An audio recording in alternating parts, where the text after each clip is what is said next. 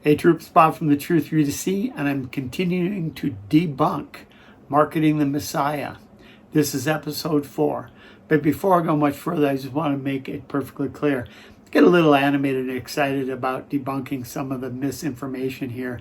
But I want to make it clear, the presenter, Cameron Reilly, truly needs the Lord. He is a sinner in need of forgiveness. I'm no better than him. I'm simply forgiven, and my hopes and prayers are for anybody involved with this documentary that they revisit their view on atheism and or theism. So consider the fact that you could be wrong.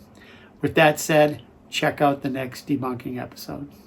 I mean, how do you go from being a religion that celebrates somebody who has died on a Roman cross to a religion that celebrates that cross and takes that cross forward into battle? I mean, that's the story of Christianity within 300 years, going from a superstition to being the state religion. That's absolutely extraordinary. And that is what the early Roman historians called it. They called it a superstition. But before we get into the story of Jesus, I think we need to wind the clock back a little bit and talk about the world into which Christianity was born.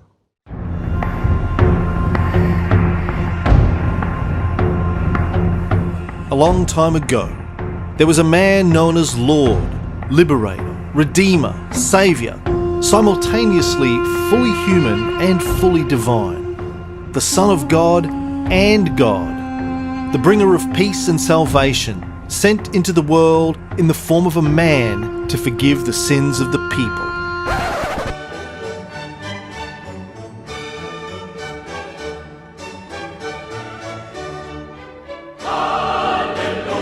That's Augustus Caesar. If you ask most people living in the Roman Empire, around about the time Jesus was born, who the Son of God was, most of them would have told you it was this guy. Augustus was the adopted son of the original JC, Julius Caesar, the great Roman general who was stabbed to death in 44 BCE. After he was assassinated, the Roman Senate declared that he ascended into the heavens to become a god. And Augustus, as his adopted son, was therefore called Dewey Filius, the son of the deified. It was new to Rome because it was Augustus himself who saw what he thought was the soul of or a part of Caesar, going up to the heavens, and that's why he can then claim that he is the son, the adopted son, not the natural son, clearly, the son of a divinity. Another title bestowed upon Augustus was Saviour, because he ended 100 years of civil war. He brought peace. He brought peace to Rome. He brought peace to the empire. And then, according to tradition, somewhere around the middle of the reign of Augustus, Jesus was born.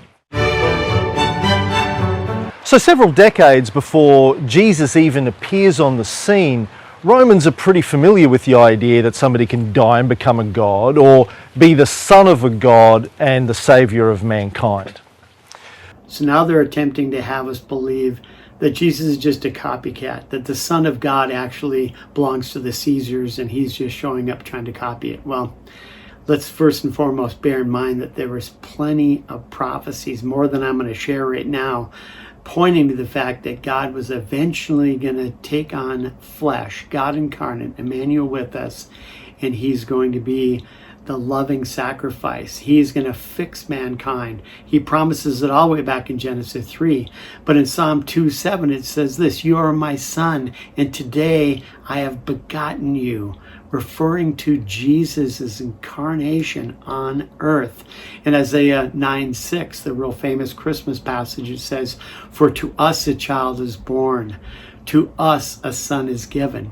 And it goes on in verse 7 to talk about this son is coming from the lineage of King David, which was promised to have an eternal throne, an eternal throne that lasts forever. And that is how it becomes an eternal throne, is because Jesus will sit on it.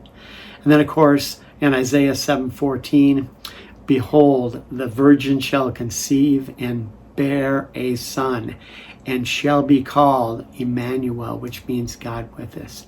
So these are the terms talking about Son of God coming to earth, the Son of God being in flesh and on a mission to save mankind.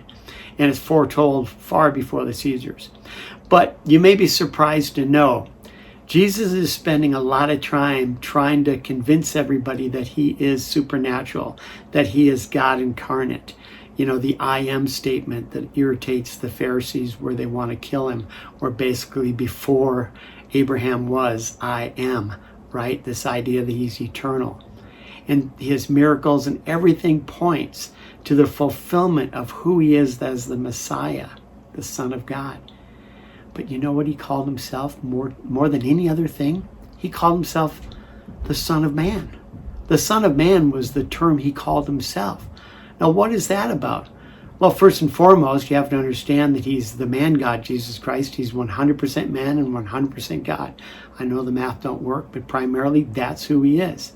But the Son of Man term refers all the way back to Daniel chapter 7 in this dream that Daniel has about the cloud rider, about a guy coming and riding on the clouds.